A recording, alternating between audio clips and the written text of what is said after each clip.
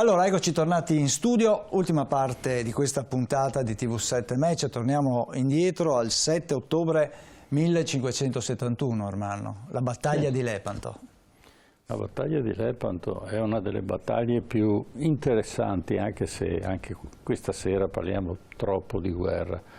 Però, diciamo, l'abbiamo vinta, quindi diciamo che c'è stato un aspetto positivo. Poi entreremo anche nel merito di come è stata vinta e chi ha perso e che cosa ha perso, che alla fine a perdere la battaglia di Lepanto, adesso faccio esagero, è stata Venezia, perché l'ha vinta ma poi l'ha persa. Ma questo per incuriosire i nostri telespettatori, così ci seguono fino alla fine. Poi alla fine gli racconteremo perché l'ha persa e perché i genovesi invece sono scappati. Ecco, diciamo, è una narrazione molto, molto bella, anche tragica, perché i morti sono morti, ma adesso abbiamo con noi degli storici, dei veneziani, che di questa battaglia la conservano la memoria e abbiamo anche dei testi da far vedere. Certo, certo. Allora, presentiamo i nostri ospiti di questa sera, che sono l'avvocato Giorgio Suppiei. Buonasera. Buonasera, avvocato Suppiei, grazie per essere tornato nei nostri studi, è presidente di varie associazioni veneziane, tra queste Venezia Serenissima, oppure altre ancora. Saluto e ringrazio il professor Giampaolo Borsetto. Buonasera professor Borsetto, grazie anche a lei, è uno storico della Repubblica della Serenissima, e saluto Alessandro Di Serra Bragadin. Buonasera, è un autore, uno scrittore ed è anche un pronipote di Marcantonio Bragadin, e dopo nel corso della puntata scopriremo chi è Marcantonio Bragadin.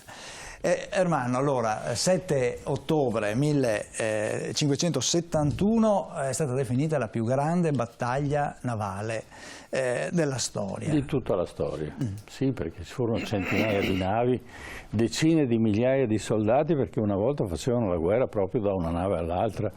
E c'è tutta una strategia da parte di Venezia, una strategia da parte di Genova, una strategia. Chi comanda il figlio legittimo di Carlo V, che era poi nipote di Isabella di Spagna, grande imperatore, e naturalmente poi sono imperatori musulmani che ci mettono del loro, peraltro ci sono cristiani convertiti al mondo musulmano, è tutto un caos abbastanza interessante. C'è la morte di Bragadin e tutto quello che consegue, e quindi adesso incominciamo a raccontare la storia partendo dal contributo, così apriamo un po' le prospettive di questo conflitto e poi entreremo nel merito dei dettagli. Lepanto, battaglia. La battaglia che cambiò l'Europa. Per i nostri libri di storia, la battaglia di Lepanto del 7 ottobre 1571 fu uno degli scontri navali più celebri della storia. Si fronteggiavano Oriente e Occidente con le flotte dell'Impero Ottomano e della Lega Santa, che riuniva, sotto l'egida dello Stato Pontificio e di Papa Pio V, le navi dell'Impero di Spagna, della Repubblica di Venezia, di Genova, di Malta e dello stesso Stato Pontificio. Sarà un evento che non avrà eguali nella storia. 200.000 uomini che si fronteggiavano a bordo di 600 navi. Il ruolo della Repubblica di Venezia fu determinante per la quantità di uomini e mezzi forniti. Su un totale di 209 galee della Lega Santa, 105 erano della Serenissima, che contava anche 6 galeazze, navi di nuova concezione, armate con una cinquantina di cannoni. La potenza di fuoco totale era di 1805 cannoni, anche questi per metà veneziani. Sulle navi stavano 28.000 soldati, 13.000 marinai e oltre 43.000 rematori. Nel 1500 Venezia era al culmine del suo splendore, ma aveva dovuto gradualmente cedere il primato di potenza navale ai turchi, rinunciando a diversi avamposti del suo impero. Alcune città costiere, porti e approdi che dall'Adriatico settentrionale al Mar Nero tracciavano le rotte commerciali che le imbarcazioni veneziane percorrevano per trasportare quello che era più prezioso per il commercio veneziano, e cioè le spezie, le stoffe e la seta. Quando i turchi nel 1453 conquistano Costantinopoli, la Repubblica della Serenissima è ancora forte militarmente, ma tra la fine del 400 e i primi anni del 500 Venezia era stata sconfitta in 2 occasioni dalla flotta turca, a Zonchio nel 1499 e a Prevesa nel 1538. I simboli di Venezia erano ancora presenti a Cipro e a Creta, oltre che nell'Adriatico orientale, ma l'impero turco cercava di espandersi perché l'economia si era spostata da un'altra parte con la scoperta del Nuovo Mondo. I turchi fino a quel momento erano stati doganieri di tutte le merci che transitavano dall'Oriente all'Occidente e viceversa, ed erano ricchissimi. Tutto questo però era stato interrotto quando con Colombo si scoprì che si poteva andare a Oriente andando a Occidente. Con la scoperta dell'America, oltre a una quantità enorme di oro, si scopre anche che il Nuovo Mondo è ricco di spezie. Una ricchezza che farà crollare il costo di alcune spezie come il pepe con l'arrivo dei peperoni e del peperoncino, e l'impero turco non ha più la possibilità di filtrare tutte queste merci. Ma malgrado la concorrenza sul Mediterraneo, la Serenissima manteneva i rapporti commerciali con l'impero ottomano di cui era il primo partner. I veneziani trasportavano attraverso i turchi pietre come l'ambra, che dalla Lettonia andava in Cina, e la scambiavano con la seta cinese. Quando nel 1568 arriva a Costantinopoli il nuovo bailo, Marcantonio Barbaro, rappresentante di Venezia, chiamato a dipanare le controversie tra i mercanti veneziani, Venezia e i turchi avevano siglato da poco un patto con il sultano Solimano il Magnifico e sono in pace. Ma Solimano muore e al trono sale il figlio Selim II, che aveva idee diverse dal padre. Il nuovo sultano preoccupava i veneziani e la sua richiesta di cedere l'isola di Cipro, che era diventata veneziana dal 1489, viene rifiutata. Per tutta risposta, il 2 luglio 1570 i turchi sbarcavano a Cipro e prendevano d'assedio Nicosia. È a questo punto che Venezia guarda al mondo cristiano per avere un supporto. Papa Pio V coglie l'occasione per riunire le forze cristiane per dare vita a una nuova crociata contro gli ottomani. Venezia è già in guerra e Pio V convince Filippo II, re di Spagna, ad allearsi alla Serenissima. Una manovra non semplice, considerato che 60 anni prima tutta Europa si era coalizzata nella Lega di Cambrai, Papa compreso, proprio contro Venezia. L'obiettivo era distruggerla perché Venezia era il centro economico d'Europa, c'era più oro a Venezia che nel resto d'Europa. Ma c'era un'altra colpa per Venezia, quella di essere una repubblica e per giunta ricca e potente, e questo dava fastidio alle monarchie del continente. Venezia non combatteva per conquistare territori, se faceva una guerra era per il denaro e per commerciare. Mentre la Lega Santa prepara la sua flotta, gli ottomani sono impegnati a Cipro, prima a Nicosia, poi con l'assedio di Famagosta. Nicosia cade e gli ottomani iniziano l'assedio di Famagosta. Il rettore della città è il senatore veneziano Marcantonio Bragadin, che resiste un anno all'assedio e poi, il 1 agosto 1571, è costretto a trattare la resa. Dopo la resa, a Bragadin vengono tagliate le orecchie e il naso e poi viene scuoiato vivo. Ma l'anno in cui Bragadin resistette fu importante perché diede il tempo alla flotta cristiana di prepararsi e a metà settembre sarà riunita a Messina. Il 4 ottobre 1571 i veneziani arrivarono a Cefalonia. Qui ricevettero la notizia della caduta di Famagosta e del tragico destino di Bragadin. Lo scontro era imminente. 3 giorni dopo, all'alba, inizierà la battaglia di Lepanto. Questo in sommi capi è un po' la premessa di quello che succederà poi nella battaglia di Lepanto, quindi vogliamo approfondire su Piei questa premessa, questa Venezia che all'interno è praticamente il punto di riferimento dell'economia europea, però naturalmente ha dei nemici e ha anche dei legami con la Chiesa. Solimano il Magnifico si era messo in mente di conquistare l'Europa e di arrivare a Roma, sì, e doveva togliere di mezzo i principali ostacoli. Ci aveva provato negli anni 60 del 500 con l'assedio di Malta, perché i cavalieri di Malta erano lo stesso un grande presidio militare sul mare e sul Mediterraneo, non solo perché facevano guerra di corsa e depredavano spesso i convogli commerciali ottomani, ma anche perché erano bene organizzati militarmente e non gli era andata bene. Allora ha pensato che la spina nel fianco che aveva per le proprie mire espansionistiche era proprio l'isola di Cipro. Tanto più che venuto al trono Selim II, detto l'ubriacone perché era tutt'altra pasta del Solimano, si è fatto convincere dal suo braccio destro, che era un ebreo, un certo Nasi, eccetera, che voleva, il quale si è fatto addirittura promettere di essere poi nominato re di Cipro, e lo ha convinto a... Si presentavano una mattina del marzo del 1570 una galea ottomana alle bocche del Lido chiedendo di essere ricevuto e chiedendo la consegna di Cipro a Venezia, alla quale Doge e Maggior Consiglio riunito di Senato riunito d'urgenza hanno immediatamente detto di no, manco per idea, e quindi parte col vostro racconto lo sbarco a Cipro.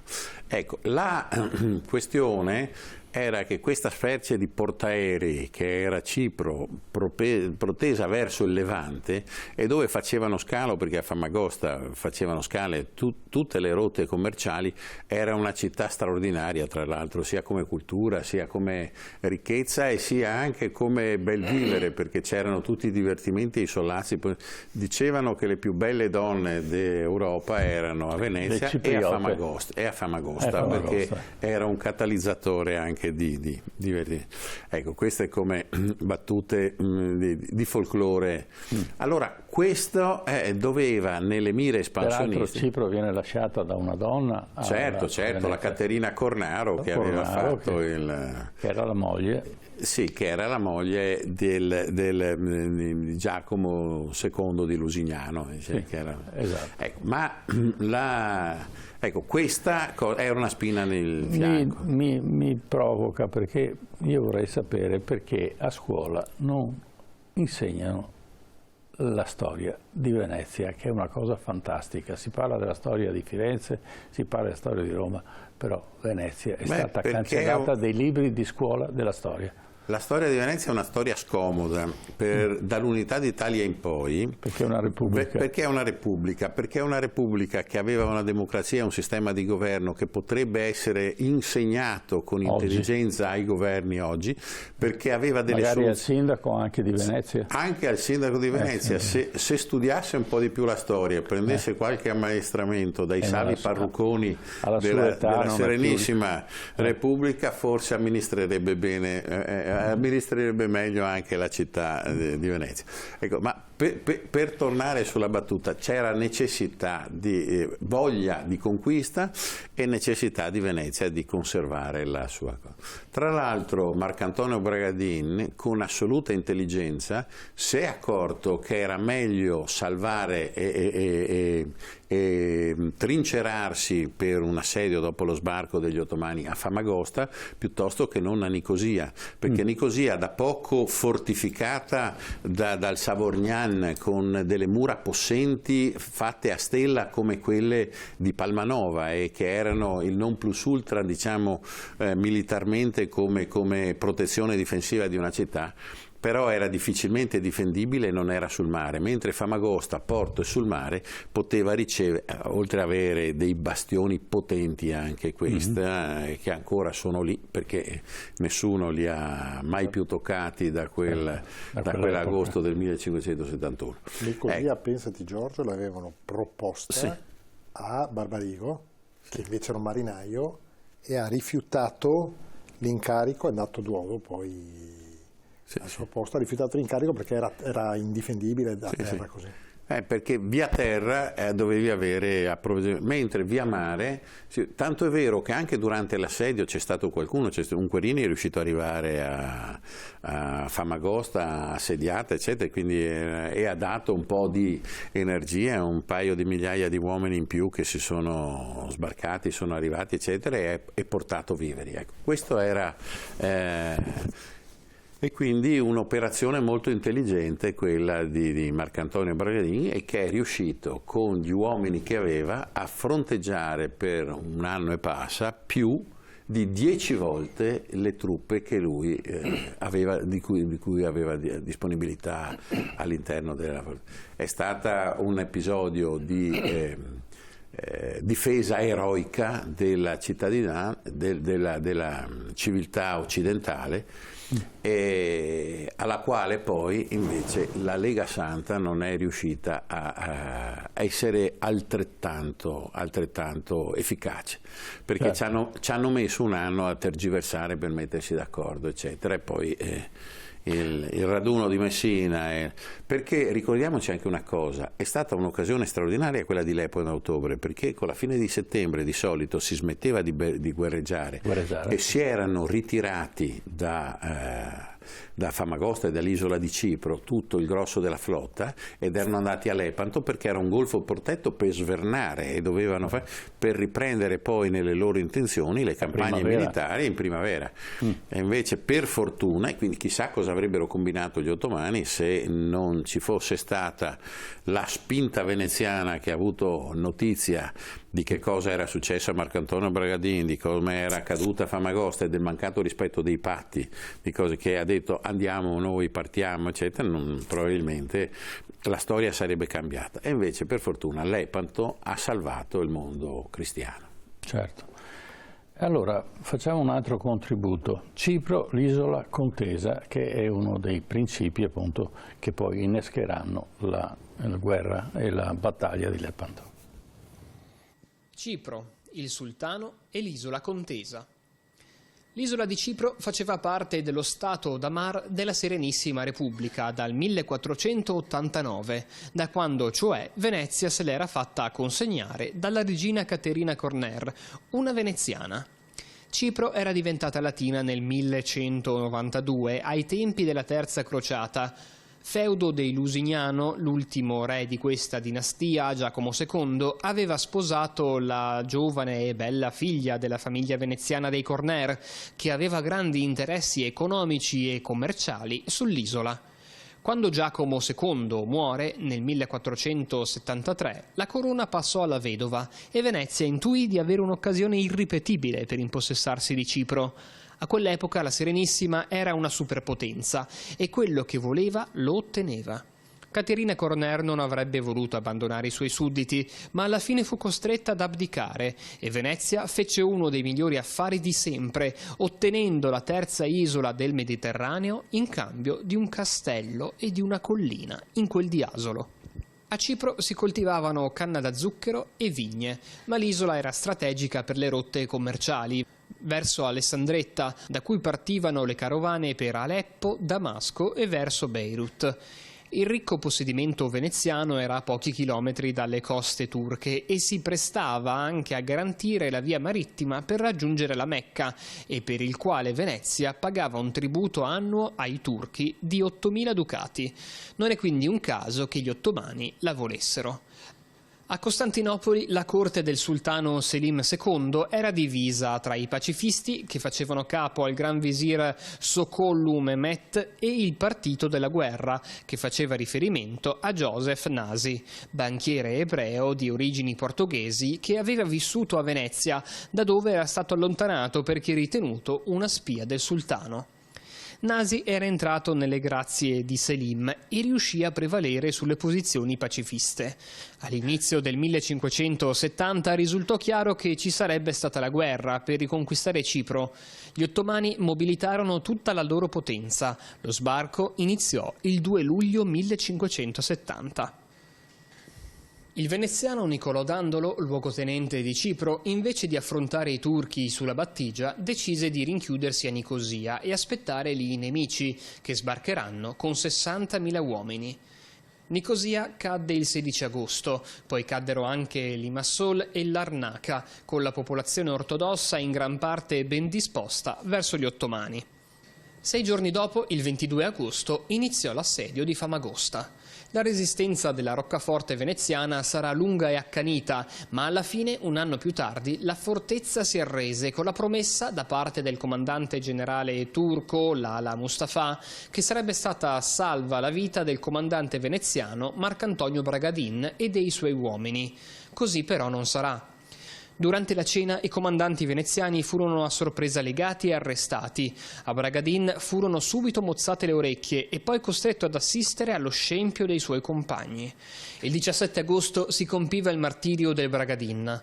Prima issato sull'antenna d'una galera e tenuto a lungo sospeso, poi portato a colpi di bastone sulla piazza di Famagosta e legato alla colonna dei supplizi, dove il carnefice iniziò a levargli la pelle, finché, dopo che gli ebbero scorticato il busto e le braccia, Bragadin morì. La sua pelle, riempita di paglia, fu issata sulla galea di Lala Mustafa, insieme alle teste di altri veneziani. I trofei furono mandati a Costantinopoli. Solo qualche anno più tardi un marinaio veneziano trafugherà la pelle di Bragadin, riportandola a Venezia, dove oggi si trova nella Basilica dei Santi Giovanni e Paolo. Quindi, Borsetto, vuole aggiungere un po' di storia a questo drammatico evento? Che lo sbarco turco a Cipro, sostanzialmente l'abbandono di Nicosia, i rifornimenti e gli aiuti erano del tutto insufficienti. L'unica possibilità forse era nel momento dello sbarco vedere se si poteva fare qualcosa. Si sono chiusi in Nicosia e lì è cominciato il macello. La sera, quando i turchi hanno conquistato la città, alcuni documenti parlano di 20.000 persone uccise. Allora, uccidere 20.000 persone con le spade mi pare che sia un lavoro un po' impegnativo. Ci vogliono dei giorni. Quindi era impossibile resistere con le forze che c'erano là. Però in quei giorni in cui la gente si era ritirata nella cattedrale di Nicosia nel tentativo forse di salvarsi la vita,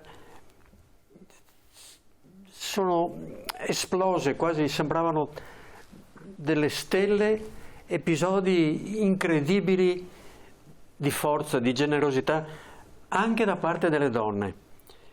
Quando le donne che erano sopravvissute sono state imbarcate nelle galee turche per essere portate a Costantinopoli, per essere vendute, quando sono arrivate all'altezza di Famagosta, una di queste donne, che mi scappa via il nome, la Maria Elisandra Meraveggia. Sì. Maria? È riuscita a capire dove si trovava. Elisandra Meraveggia, sì. È riuscita a capire dove si trovavano gli esplosivi. Con una torcia ha dato fuoco, saltata per aria. Il fuoco poi si è propagato anche ad altre barche. Ho trovato dei documenti incredibili sulla forza, sul coraggio di questa donna. Sì. I resti poi il mare la mattina dopo l'hanno portato verso l'acqua, l'ha portato verso la spiaggia dove sono stati ritrovati. Ma io ho sempre pensato, probabilmente sbagliando, che Lepanto era uno degli episodi della guerra tra l'Oriente e l'Occidente. Sì. Non era solo la difesa delle linee commerciali, che evidentemente c'erano anche quelle. La parte spirituale l'ha messa poi Pio V, sì. Ma era veramente uno scontro fra giganti tra l'Oriente e l'Occidente, questi due mondi che sono sempre stati in conflitto. In quel periodo c'eravamo solo noi, la Francia aveva altro da fare, la Spagna aveva le sue cose in America, nelle Americhe, ed eravamo solo, ancora una volta, come altre 6-7 volte, da soli o forse qualche volta in compagnia di Malta, a difendere l'Occidente. I turchi erano stati chiari, dovevano arrivare a Roma, dovevano trasformare San Pietro in una moschea, probabilmente i cavalli dovevano essere abbeverati come avevano promesso, e forse anche San Pietro doveva essere usata come stalla per i cavalli. E davanti a queste prospettive l'Europa non esisteva, esistevamo solo noi, certo, con la nostra flotta, in cui per 7 volte abbiamo avuto 7 guerre contro i turchi.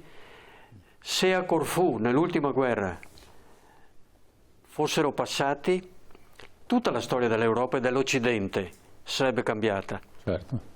Li abbiamo fermati a Corfù, la porta dell'Adriatico. Se entravano, avevano l'Europa davanti. E quindi ancora una volta Venezia è il punto della guerra tra Oriente e Occidente, come forse probabilmente in questi giorni quello che stiamo sentendo. Il punto di scontro, però lei parlava di Pio V come diciamo, figura spirituale di questa guerra. La parte spirituale, perché Pio V interessava probabilmente non tanto l'Europa o le linee commerciali, ma il cristianesimo e fermare di fronte all'Islam, e riusciva probabilmente a liberare il Santo Sepolcro. E questo è il concetto? Non lo so. No. Era evidente quello che volevano i turchi. Volevano le linee commerciali, volevano espandere il loro impero, e certo, ma sotto c'era un problema notevole, religioso, sì, che Pio V aveva interpretato forse per primo, coinvolgendo anche poi altri. Altri che però non sempre rispondevano. La Francia, la Spagna.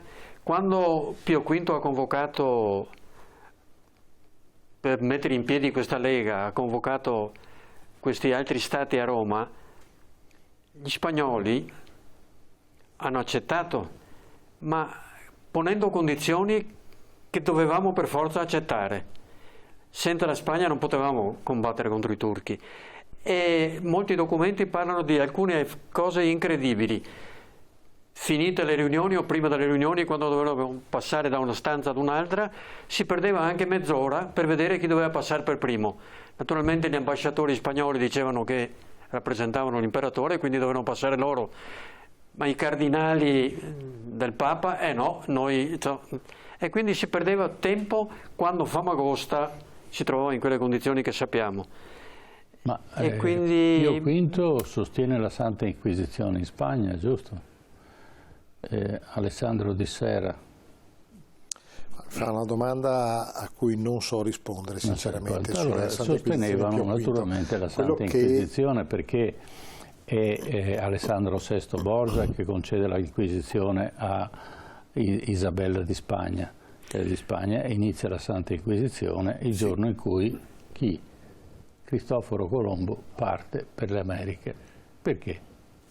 Ma direi che tutti i papi del Cinquecento l'hanno sostenuta la Santa Inquisizione. Certo, rendeva. Sono partiti ai tempi di Isabella la Cattolica, cosiddetta, proprio perché la cosa, e che aveva fatto voto di non lavarsi mai, per cui si chiama color Isabella, quel color beggiolino, per cui aveva le camicie bianche ridotte. Di non lavarsi mai fin tanto che ne avrebbe avuto la reversiva, la riconquista. Partono con lei e con anche le persecuzioni ebraiche, per cui noi abbiamo il ghetto a Venezia che ricorda quel periodo storico, perché avevano anche gli ebrei. Sì. Era arrivato a Venezia perché la Spagna, lui era portoghese, andava in Spagna con la mamma che era sta famosa signora, e quando è arrivato a Venezia i veneziani era pieno di soldi e l'hanno raccolto bene. In quel momento, quello che è certo è che il Papa l'ha convocata lui, la Lega Cristiana. Sicuramente c'è un grandissimo merito del Papa per averla convocata. Quando poi la Chiesa ha detto: ma come? Il Papa ha detto ai veneziani: ma come? Avete nasi a Venezia, eccetera. A quel punto i veneziani l'hanno scacciato e lui se l'è legato al dito. È arrivato alla Sublime Porta e lì ha convinto, perché era facile da convincere, perché non era certamente il padre, Solimano l'Ubriacone, Solimano II, a intraprendere questa guerra. Devo dire anche un'altra cosa. Però Pio V è un inquisitore. diventa papa perché è un inquisitore, il più grande 500 papa un secolo di inquisitore dell'epoca. Quindi non è molto, diciamo, non possiamo santificarlo e dire che è una parte spirituale della Chiesa. Lui vuol fare l'ennesima crociata, ma non ci riesce perché naturalmente l'epoca era cambiata. C'erano altri interessi. C'è da dire una cosa però, che non è iniziato nel 1492 il declino commerciale di Venezia, ma nel 1482, quando Vasco da Gama ha circonnavigato il Capo di Buona Speranza ed è arrivato con i galeoni pieni. Quando, non so se avete presente, avete mai visto, noi abbiamo una galea in laguna, purtroppo nessuno ha i soldi per tirarla fuori, ma quella starebbe bene in arsenale, con tutta perché la storia di Venezia è legata indissolubilmente alle galee, che poi erano di Stato di fatto. E se voi vedete le fotografie aeree, è lunghissima e strettissima, è quasi 40 metri, i rematori erano fuori dello scafo, certo. E quindi ci stava pochissima merce. Con un sacchetto di pepe si affittava un palazzo in Canal Grande per un mese.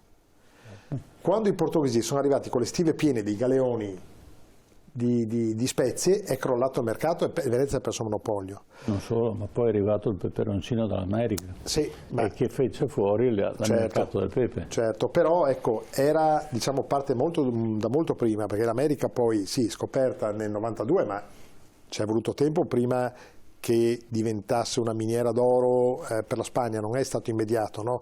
Invece Venezia era già in crisi in quel momento. A San Salvador c'era già Cristoforo Colombo, ha trovato l'oro. Sì, no, ma voglio dire, Cristoforo Colombo ha portato la moneta. Ma non sapevano che era un'isola, non si erano resi conto, certo. Pensavano che fosse un continente, poi quando ha scoperto il continente allora hanno cambiato il nome, ma il cambio del nome è voluto necessariamente perché il Cristoforo Colombo non era cristiano. E si è eletto anche il milione di Marco Polo per andare nelle Indie, come era convinto lui. Sì, se l'ha portato dietro, ma per quale motivo?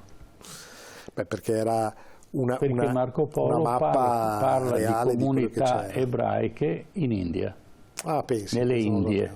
Lui si porta dietro perché Cristoforo Colombo scappa per la Santa Inquisizione. Cristoforo Colombo è figlio di Papa Cibo. Papa Cibo è di origine ebraica, di Genova, viene eletto Papa, peraltro era anche un militare, ma queste cose sono cavolate, diciamo, sono cose di poco conto. È lui, Papa Cibo, che finanzia il viaggio in America di suo figlio.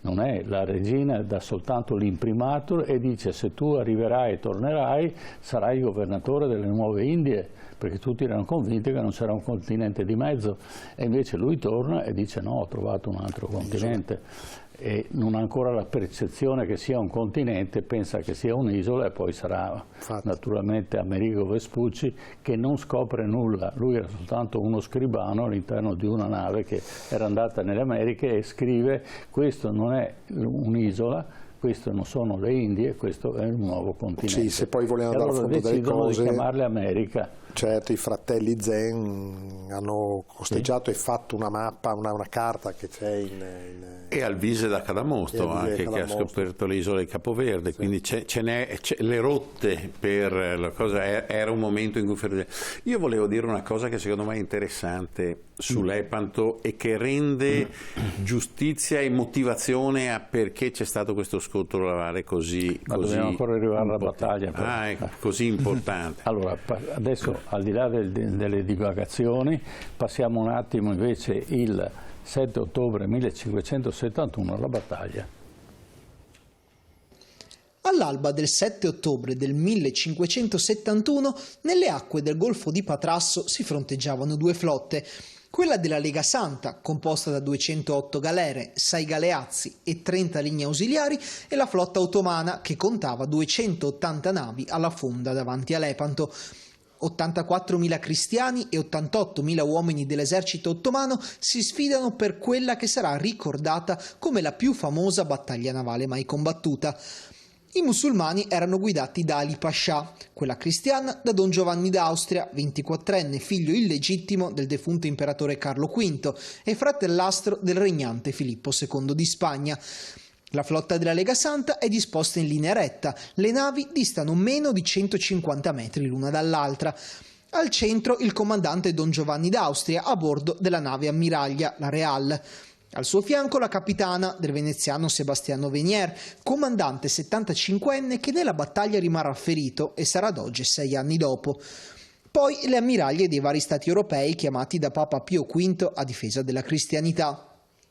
Marcantonio Colonna alla guida della flotta pontificia, Ettore Spinola sulla nave ammiraglia di Genova, Provana di Leni alla testa della flotta dei Savoia. Il corno sinistro dello schieramento è affidato all'ammiraglio veneziano Agostino Barbarigo, che guida 64 galee e 2 galeazze. Sulla destra, invece, il comandante genovese Gianandrea Doria a capo di 54 galee e 2 galeazzi. Come riserve, le navi maltesi a proteggere le spaglie dell'ammirata Real. Dall'altra parte, la flotta turca è disposta a mezzaluna. Al centro l'ammiraglio Ali Pascià a bordo della Sultana, che espone un vessillo enorme con inciso in caratteri d'oro il nome di Allah, ripetuto per 28.900 volte. Alla sua sinistra 65 galere guidate da Oluga Ali, un cristiano di origini calabresi fatto prigioniero in gioventù e poi convertito all'Islam. Alla destra sono schierate le 53 galere al comando di Mehmet Chorak, che i cristiani chiamano Scirocco. Il primo a muovere è Don Giovanni d'Austria. Il comandante della Lega Santa fa avanzare le 6 galeazze veneziane. È la prima volta che vengono utilizzate. Sono navi rivoluzionarie, enormi per l'epoca, impossibili da abbordare, circa 50 metri di lunghezza per 8 di larghezza. Sono le prime navi con i cannoni anche sui lati, 36 grossi cannoni più altri di dimensioni minori che possono colpire in ogni direzione. Ali Pascià rinuncia ad abbordarle e scaglia la sua flotta contro quella della Lega Santa. In quel momento i cannoni delle galeazze aprono il fuoco, molti legni ottomani vengono annientati, il resto lo fanno i fucilieri a bordo delle galeazze. La nave ammiraglia turca tenta allora di speronare la Real di Don Giovanni.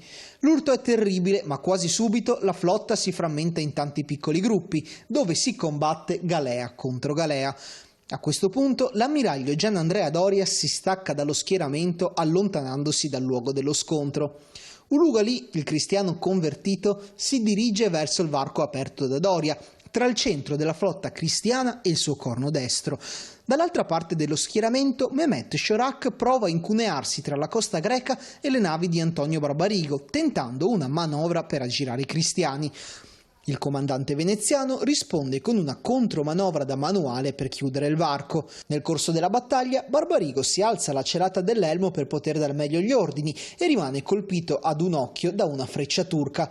Malgrado sia ferito, continua a combattere finché gli è possibile. Barbarigo riuscì così a distruggere la flotta di Chorak, che fu poi catturato.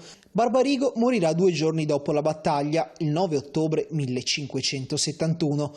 Intanto, sul fianco destro, Uluga Ali avanzava verso le galere della riserva dell'Ordine di Malta, mentre al centro infuriava la battaglia tra l'ammiraglia di Ali Pascià e quella di Don Giovanni. Tutte le navi che circondano i 2 comandanti si scagliano per difendere o la Real o la Sultana. I giannizzeri provano ad abbordare l'ammiraglia spagnola ma senza riuscirci. I comandanti Venier e Colonna sono alle prese con altre galere turche ma lasciano lo scontro per andare a soccorrere Don Giovanni d'Austria, protetto ora solo dalla riserva guidata dal marchese di Santa Cruz. È in questo frangente che la nave dell'ammiraglio turco Ali Pascià viene presa d'assalto e abbordata. Sono 2 galee toscane a riuscire nell'operazione, la Capitana e la Grifona. Malgrado Don Giovanni Doria avesse ordinato di non uccidere Ali Pascià, l'ammiraglio ottomano muore e la sua testa viene esposta su una picca e portata sulla Real. Alle 4 del pomeriggio del 7 ottobre 1571 il blocco centrale della flotta ottomana è spezzato. Senza più Ali Pascià e senza Chorak resta Uluga Ali, il cristiano rinnegato, che sceglie di ripiegare con le navi superstiti per evitare la fine totale dell'intera squadra navale turca a Lepanto. I turchi contarono 25.000 morti, 30 galere affondate e 100 catturate. Sul fronte opposto i cristiani persero 7.500 uomini e 15 navi. Il contributo veneziano alla vittoria fu determinante. Più della metà delle navi della Lega Santa erano navi della Repubblica della Serenissima e l'introduzione delle galeazze rappresentò l'elemento decisivo per la sconfitta degli ottomani. Dopo il conflitto e la vittoria cristiana di Lepanto, la strategia navale e la cantieristica cambiarono. Nei secoli successivi le battaglie non saranno più combattute con scaffi a remi, ma solo con navi esclusivamente a vela. Ecco, su Piei, una narrazione più completa di questo. Uno scontro navale epico, perché tutti quanti non volevano rischiare l'intera flotta. Anche le battaglie precedenti, eccetera, erano al massimo una trentina di galei che si affrontavano, perché la galea serviva soprattutto come scorta anti-pirati e anti-aggressioni alle mude commerciali. Per Venezia era così la storia, oppure per operazioni di punta per conquistare quel castello, quella roccaforte e quella cosa. Non c'erano grandi flotte che si incontravano in grandi battaglie. Tanto è vero che a Venezia la squadra del Golfo, che poi svernava d'inverno a Cattaro e che andava all'interno delle bocche a ripararsi dalle tempeste invernali, era di una trentina di galee. E i veneziani avevano le 100 galee armate sempre pronte sulla carta, tanto è vero che le tenevano nelle tese dell'arsenale, e in 4 ore e mezza una galea dalla tesa usciva armata, addirittura col biscotto e l'equipaggio a bordo, facendo una specie di catena di montaggio per arrivare. In questa occasione qua, lo scontro epico, la ripresa di Cipro, il soccorso a Famagosta, la Lega Santa costituita dal Papa, è la prima occasione di uno scontro navale importante dai tempi dei Romani contro i Cartaginesi, quando c'erano stati che si confrontavano.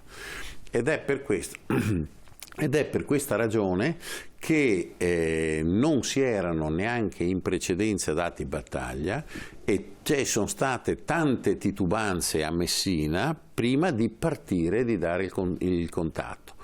E sono stati i veneziani che hanno spinto la cosa, e ci sono stati anche brutti episodi di litigio fra le barche spagnole e i veneziani, dandosi dei codardi, e Sebastiano Veniera ha fatto impiccare un paio di spagnoli che avevano offeso i veneziani dicendo che non partivano, che qua e che là eccetera, a Messina.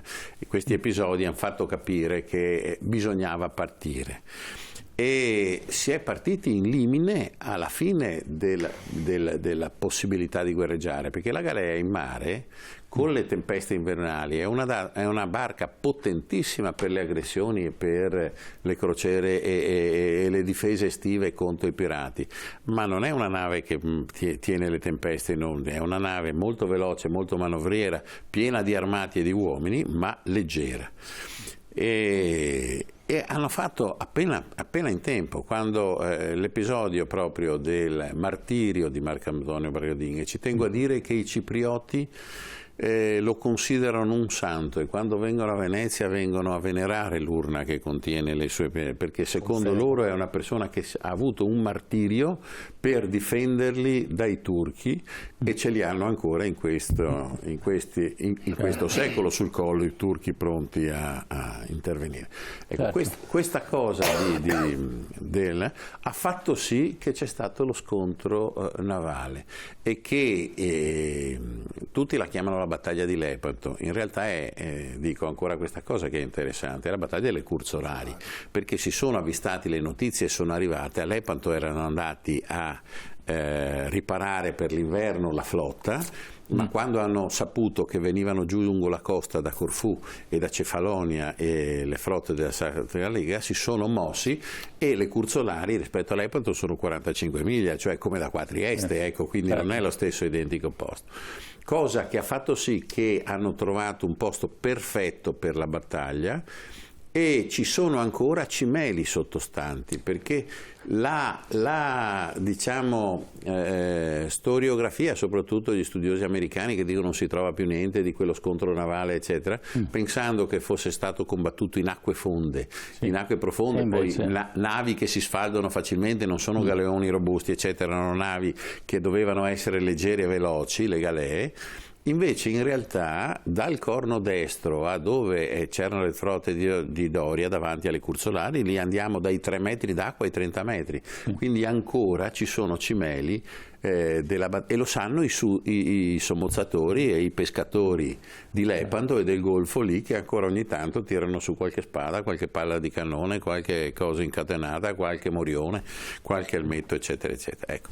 Questo per dare un piccolo contributo aggiuntivo perché si è verificata questa enorme battaglia di scontro fra civiltà. Sì, è vero che si chiamava, Borsetto, prego. che la battaglia è stata davanti alle Cursolari, infatti era la battaglia delle Echinadi o delle Cursolari, dopo è stata detta di Lepanto. E quando è arrivata alla flotta la notizia di quello che era successo a Famagosta, tra le navi dei veneziani sono andati alla battaglia dicendo "Sigando ricordeve de Famagosta", quello che è successo, quello che è successo a Famagosta. Ed è singolare pensare a quello che è successo prima della battaglia. Nelle nostre navi c'erano frati, probabilmente erano francescani, e pare che prima dello scontro su ogni nave, sia a prora delle navi, sia innalzata una croce. Una di queste, se è vera, era a San Martino, e tornata indietro era ancora là. Ma altri episodi singolari del capire lo spirito di quel periodo. Don Giovanni, che prima dello scontro passa in rassegna la flotta, con la corazza, i capelli biondi, sembrava l'arcangelo mandato da Dio per annunciare la vittoria. E c'è un altro episodio incredibile, che una volta ritornato in squadra balla a prora la famosa danza, che naturalmente mi scappa via il nome, la Gagliarda, con un nobile spagnolo. E poi comincia il macello. C'è l'invito al combattimento da parte dei turchi, un colpo di cannone che cade davanti alla prora della nostra nave ammiraglia, e viene risposto nella stessa maniera, un altro colpo davanti, e dopodiché comincia. Ma prima c'erano tutte queste cose da fare. I turchi, schierati a mezzaluna, pensavano, come hanno sempre fatto, di prendere dietro gli avversari. Dovevano passare dalla parte della nostra ala sinistra, dove c'era il Barbarigo, che ha chiuso il garo Balacqua, si dice a Venezia, nel senso che si sono spostati verso la costa per impedire ai turchi di passare, anche se poi sono passati. A destra sappiamo quello che ha fatto Andrea Doria, che aveva anche, circola ancora su qualche documento, l'ipotesi che Andrea Doria si fosse accordato col suo rivale turco che aveva davanti per non farsi male. I turchi facevano finta di muoversi, di scappare, e lui decolle che Drio, ma ha lasciato un buco troppo grosso, per cui qualcuno si è infilato dentro e la riserva nostra è dovuta intervenire, altrimenti chissà cosa succedeva. Prendevano la nave ammiraglia. Sono sacrificate le galee di Cattaro per andare in soccorso contro Ucciualì che si infilava. Ma perché? Sono morti tutti. Ma perché i genovesi sono scappati? C'è una cosa interessante. Perché i genovesi sono scappati? Allora, Andrea Doria era proprietario delle galee sue, mentre le galee veneziane e le altre erano galee di Stato. E anzi, i patrizi veneti non erano mai proprietari della galea, ma pagavano la messa al bando e quindi sopportavano le spese di armamento, ma erano della Repubblica. Quelle di Andrea Doria erano proprio sue, quindi se le perdeva un capitale importante, e lui da mercante genovese non voleva perderle. La grossa fortuna delle... Però vorrei aggiungere una cosa su questa, che nessuno racconta mai. Perché Genova non vuole entrare in guerra con l'impero ottomano? Perché se no l'impero ottomano gli avrebbe chiuso tutte le porte. Attenzione, tra Genova e Venezia c'era un contenzioso, perché ambedue percorrevano la via della seta e ambedue naturalmente competevano a livello commerciale. Quindi in quel momento in cui Doria se ne va d'accordo con il musulmano e dice noi avremo in mano la via della seta e i veneziani non l'avranno più, e ci servirà per aprire un discorso alla fine di questa tradizione. Parte molto prima questa cosa qui, perché il mancato soccorso a Cipro è figlio dei ritardi fatti da Gian Andrea Doria, perché lui ogni volta che c'era Zane prima di venire come comandante, ogni volta che avevano il momento vuole proteggere l'impero ottomano, Doria. Come? Vuole proteggere l'impero ottomano, perché gli lasciano il transito per il Mar Nero e la via della seta. Parte molto quindi prima, no? Cioè, non è solo un la sistema fuga per far fuori Venezia. Ecco. Non è solo la fuga, cioè lui ritarda appositamente i soccorsi a Cipro e arriva sempre in ritardo negli appuntamenti che aveva da Otranto a Messina, eccetera, faceva i bagnetti, era una strategia di Genova. E addirittura Zane, che era ottuagenario credo, che era il comandante, era il capitano generale da Mar della flotta, è andato in escandescenza. Dovete pensare a questi veneziani con i capelli rasati, barba bianca, armatura nera, che si trova un ragazzino di, credo avesse 22 anni, professore Gian Andrea Doria, una cosa del genere, e questi perdevano la pazienza e gli sono arrivati quasi alle mani. Quando non sono riusciti a partire per soccorrere Famagosta, Zane è stato chiamato a Venezia, è stato messo in prigione ed è morto di crepacuore in prigione e hanno mandato Venier.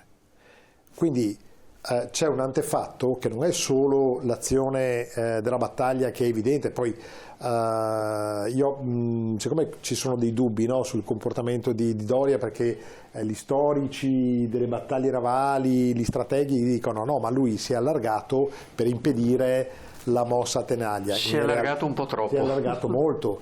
I trattati di pace vengono fatti sulla nave di Doria perché era integra, perfetta. Certo, allora, tant'è vero la conferma che Genova aveva un vantaggio a non entrare nel conflitto di Lepanto sta nel fatto che Venezia alla fine della battaglia, un anno dopo, si mette d'accordo con l'impero ottomano e paga i danni di guerra, perché se no attraverso il Bosforo non sarebbe mai più passata.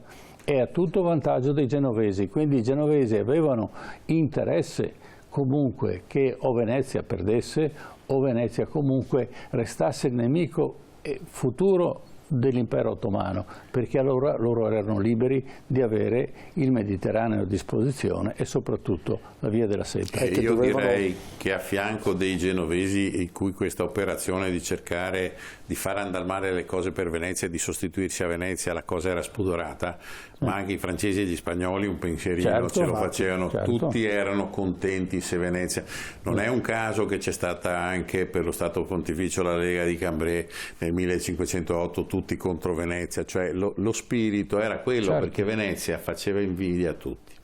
Volevo aggiungere una cosa interessante sullo scontro che ci è stato detto quando è passato, perché lì le condizioni meteo-marine sono state tutte a favore della strategia e dell'operazione delle galeazze, perché il vento fino a mezzogiorno arrivava in poppa, e per quello che sono arrivati a raggiungere le consolari da Lepanto, ed erano a vento in poppa le galee turche, le navi turche navigavano a vela e pensavano di piombare come falchi quando si sono schierati i due schieramenti addosso col vento in poppa e a favore addosso. Ma poi Giorgio è cambiato il vento? A mezzogiorno è cambiato il vento, quindi quando loro sono partiti si sono trovati senza vento, col vento cambiato invece che era a favore delle barche veneziane, e hanno dovuto attraversare senza il vento a favore, quindi non veloce, in mezzo allo sbarramento delle galeazze, dove è ben diverso iniziare la battaglia in maniera spavalda e pomposa, suonando i pifferi e facendo i rumori dei tamburi, come raccontano tutti gli storici che hanno,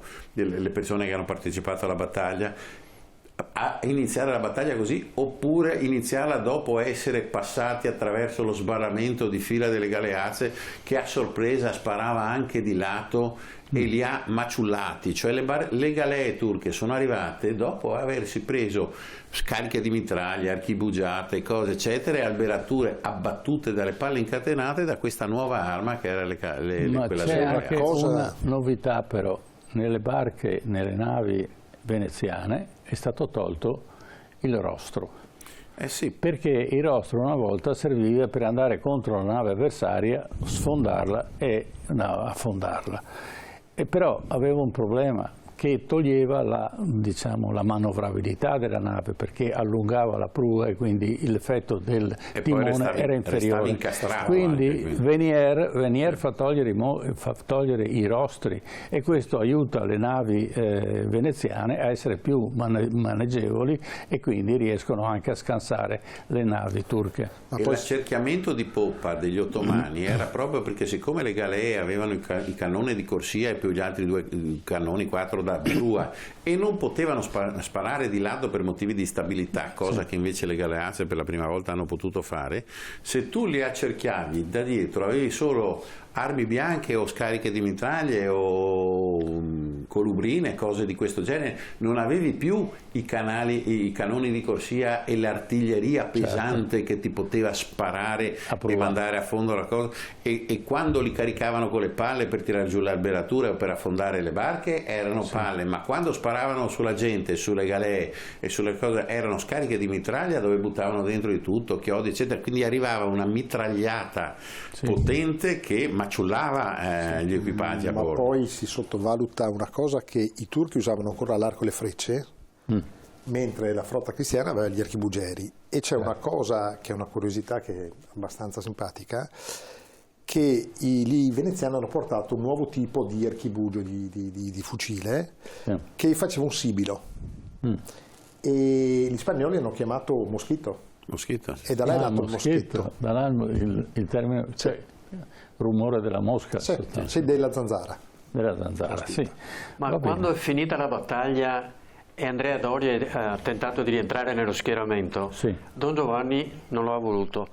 E pare che sia arrivato con la corazza insanguinata per far vedere che c'era stato un combattimento che invece non c'era mai stato.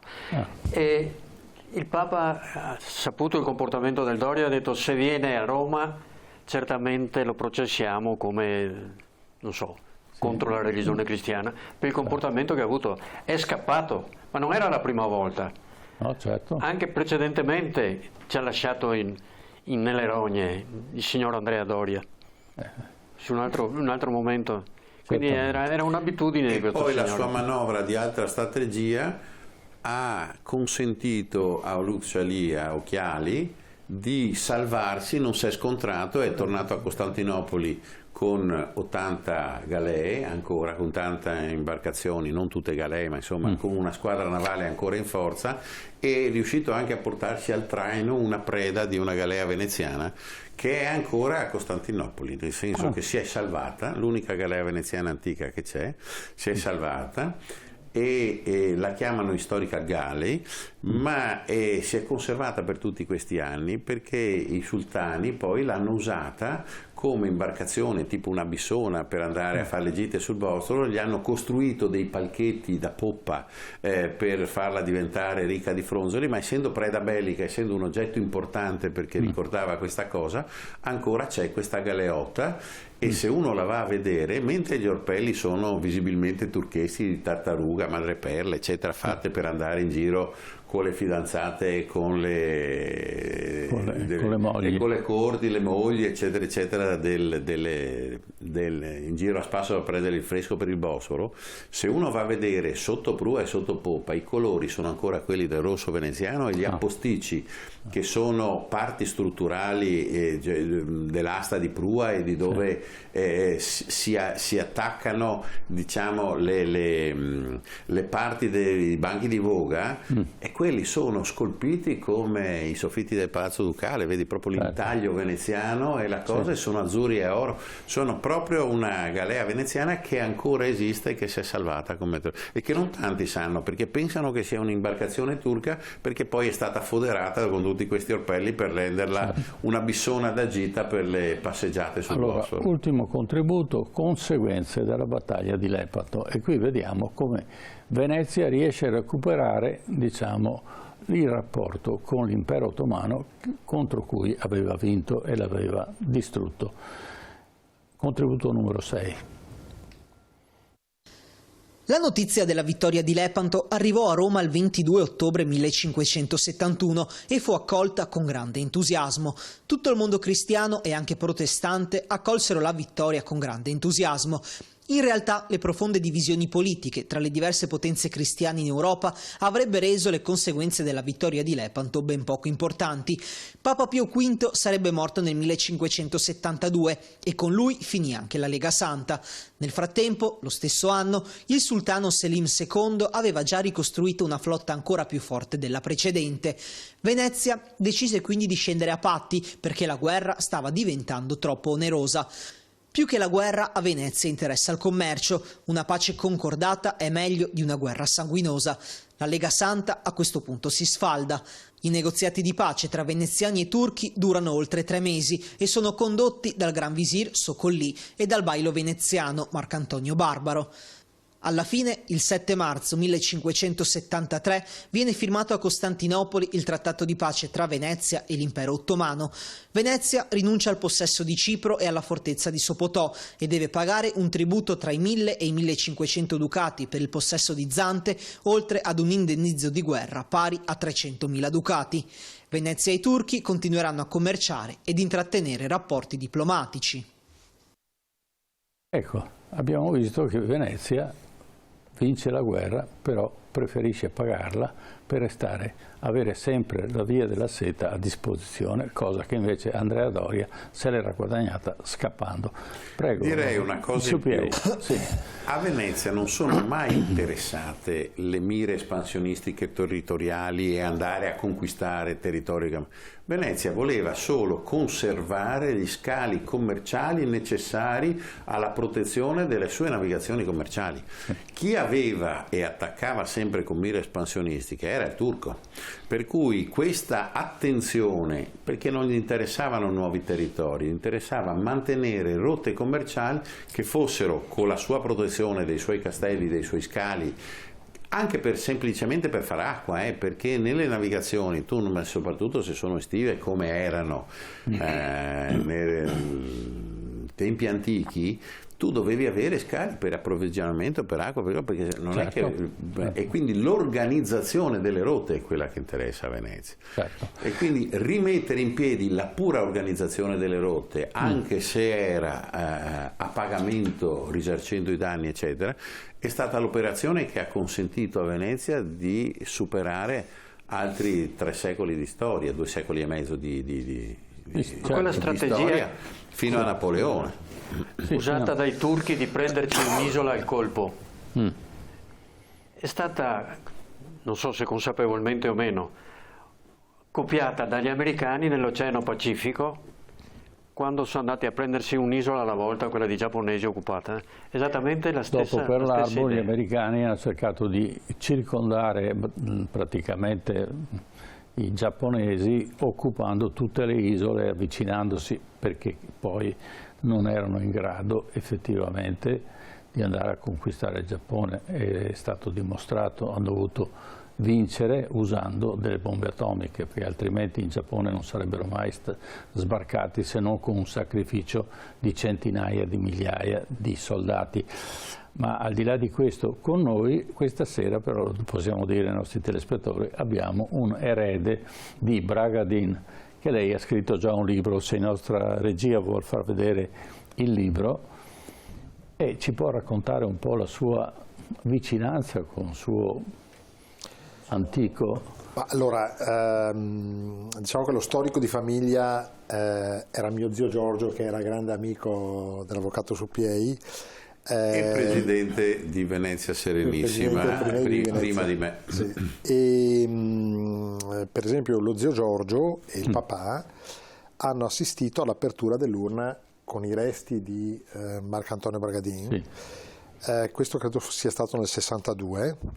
1962 e c'è un verbale, mi ha fatto dono proprio lo zio di cose, di una copia del verbale di apertura dell'urna di Marcantonio Bragadin con i testimoni che l'hanno firmato, c'è una copia ovviamente di una cosa. Ce l'ho anch'io una copia, me l'ha data proprio. E i testimoni, tra l'altro, la cosa singolare erano Marcantonio Bragadin, che era un cugino dello zio, che è stato un ammiraglio della seconda guerra mondiale, ha scritto dei libri interessantissimi. La moglie, che è la Maria Grazia Sigliato, che è una grandissima scrittrice, che è morta qualche anno fa, che lei era genovese e svizzera di origine e si faceva chiamare Nelda Bragadin. Io ho il suo romanzo che è L'assedio, che è introvabile ma si trova nel mercato usato probabilmente, che io consiglio perché racconta esattamente come andarono le cose in forma romanzata, quindi facile da leggere, non un trattato, a Famagosta. Racconta per quello che la famiglia le ha riportato, no? E che quindi sono sentimenti più che prove reali come può trovare il professore. E aprendo quest'urna hanno trovato la pelle conciata, la c'era della paglia, c'erano delle essenze dentro, una falange del mignolo, la barba rossa, perché era rossiccio, marca il quadro che si vede nel filmato, è postumo, è del figlio di Tintoretto, Domenico Tintoretto, ed è postumo alla morte, è stato fatto dopo, fine 500 se non sbaglio, ed è una collezione privata, ma lui era rossiccio, di capelli, era un nuotatore instancabile, aveva la passione del nuoto, andava in laguna a fare delle lunghissime nuotate, era uno spirituale. Voi sapete che era consentito ad avere qualche amante per i nobili del Cinquecento. È normale. La Margherita Podocataro di Cipro. Una bellissima donna che era innamoratissima di questa. Lui invece era molto innamorato della moglie, ha avuto tanti figli, quasi tutte femmine tra l'altro. E credeva molto nella famiglia, non ha avuto questi amanti come tutti gli altri, era molto più spirituale, era un uomo molto energico, risoluto, infatti non andava d'accordo con Venier, che era un altro risoluto energico, no? E quindi si scontravano molto. Quindi diciamo che è una figura che non è conosciuta per la sua personalità, è conosciuta per quello che ha subito, no? Ma in realtà è uno che ha avuto una carriera molto brillante, è stato in marina, ha fatto l'avvocato, quindi una persona colta. Molto colta. Sì. Ecco, volevo, se lei anticipa ai telespettatori il contenuto del libro. Sì, allora è un romanzo che non ha nulla a che vedere con Lepanto, quindi io però a casa... appartiene alla storia di Venezia. Sì, assolutamente, a casa... si è sempre parlato di Napoleone, della caduta della Repubblica, di Foscolo, io adoro Foscolo tra l'altro, e trovavo tristezza quando incontravo delle persone che mi chiedevano di Venezia, gli raccontavo delle cose della caduta di Venezia e questi non sapevano nulla, assolutamente nulla. Della caduta di Venezia non si può parlare, perché? Perché è opera di Napoleone. I libri di storia ce lo fanno vedere sul cavallo bianco con la spada, che era un grandissimo stratega. Chi? Napoleone come stratega, ma era, come tutti sappiamo, un mitomane spaventoso, no? E quindi io ho voluto scrivere un romanzo d'avventura, perché io poi sono un accanito lettore di Salgari, ho letto tantissimo Salgari, London, Stevenson, quindi è un romanzo d'avventura, raccontare come è caduta la Repubblica e quali sono state le motivazioni che hanno portato Venezia a cadere in quella maniera là. Le motivazioni sono essenzialmente date dal fatto che chi finanziava le guerre erano i nobili stessi. In quel momento, quando hanno visto che Napoleone ha sbaragliato gli austriaci, i napoletani e i piemontesi, hanno cominciato a chiudere un po' i portafogli e si sono resi conto che forse non valeva la pena, pensando di salvare la proprietà privata. Non erano più i veneziani del 500, i veneziani del 700. Sì, era ben diversa la questione. Per la prima volta c'era un doge non veneziano. Sì, però devo dire che io ho, proprio scrivendo questo libro, non so se il professore e Giorgio sono d'accordo con me, ho rivisto la figura del doge che Ugo Foscolo chiamava Signor Spavento, nel senso che il doge ha cercato fino all'ultimo di salvare la proprietà privata, la religione soprattutto, e i beni, sì, la proprietà privata e la religione. Lui l'ha chiesto e l'ha scritto. Dietro però c'era un movimento, una quinta, noi oggi la chiameremo una quinta colonna, no? Un movimento democratico che andava a parlare addirittura col doge, una cosa che non era mai successa in passato. E bisogna vedere anche lo stato d'animo del doge, che c'è una lettera che ha scritto al fratello a Passariano e dice: fratello mio, devo darti una pessima notizia, mi hanno eletto doge. Tu non potevi rifiutare. Lui non poteva rifiutarsi di essere eletto doge. Mi hanno eletto doge, e l'altro gli risponde: fratello, affronteremo anche questa disgrazia. Sì, è vero. Perché si rovinavano col dogado, no? La figura del doge era una figura molto controllata, sì.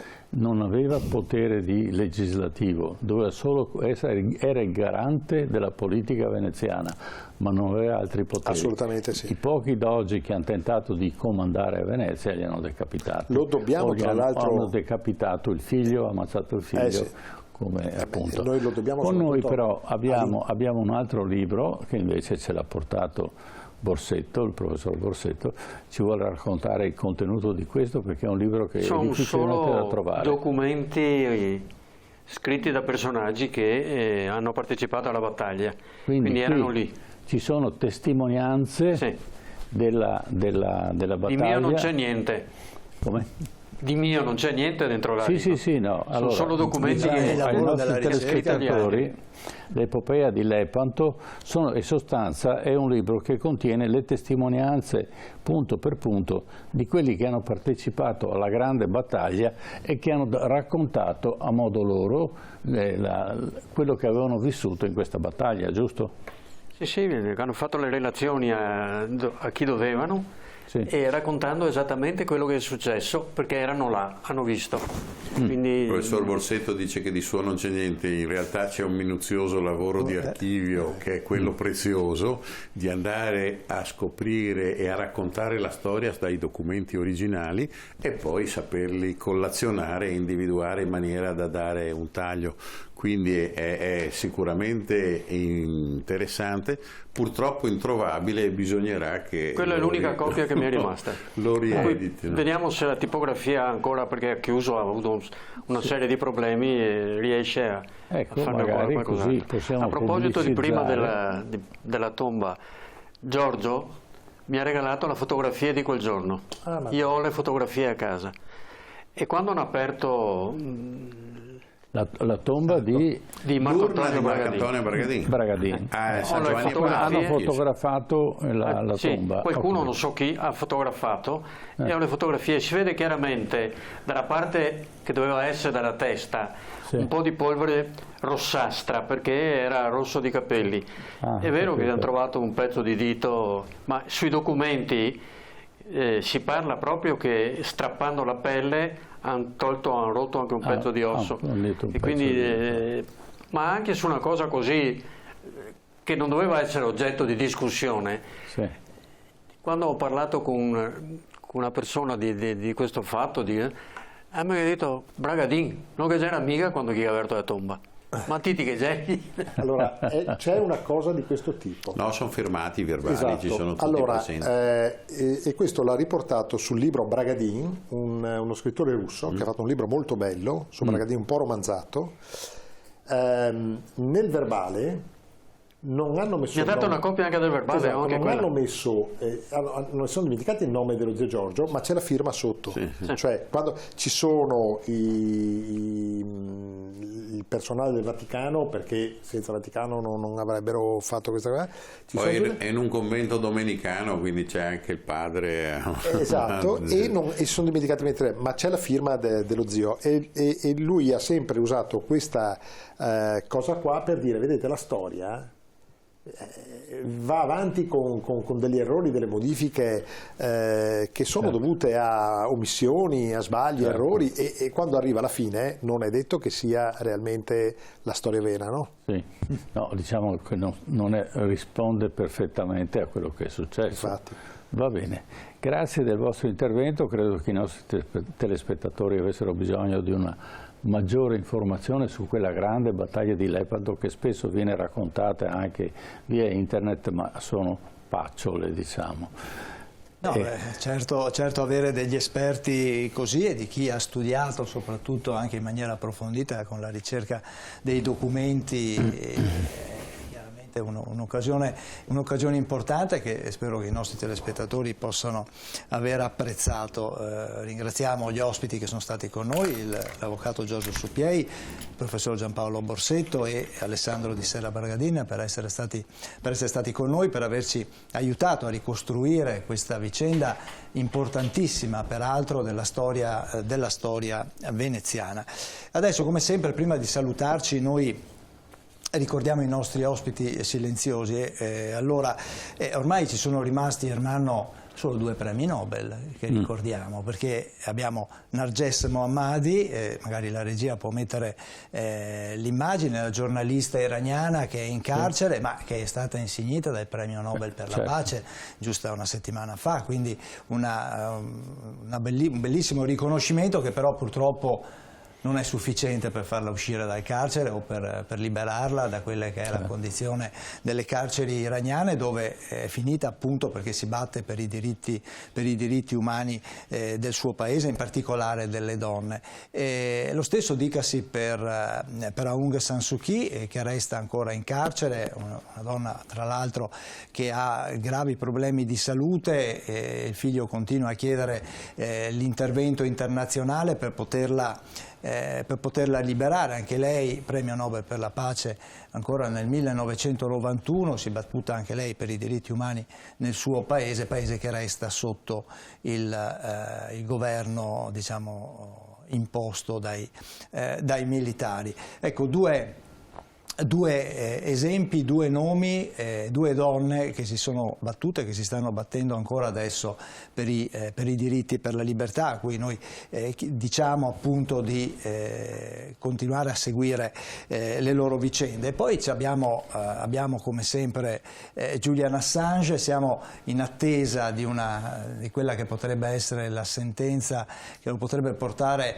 negli Stati Uniti. È una condanna presunta di 175 anni di carcere, che è una condanna assurda per un giornalista che ha fatto il suo lavoro, e sarebbe un gravissimo colpo per la libertà di stampa e di informazione in tutto il mondo, anche per il lavoro poi dei giornalisti. Noi continuiamo a seguire il suo caso, siamo in contatto anche con i comitati che lo appoggiano, e appena avremo novità vi informeremo ovviamente anche per lui, e comunque ci uniamo alla voce di tanti, chiediamo appunto che le accuse cadano e che possa tornare in libertà. Bene, ci fermiamo qui per questa sera. Grazie ancora ai nostri ospiti, grazie a voi che ci avete seguito da casa. Ci vediamo venerdì prossimo alle 21. TV7 Match, buonanotte.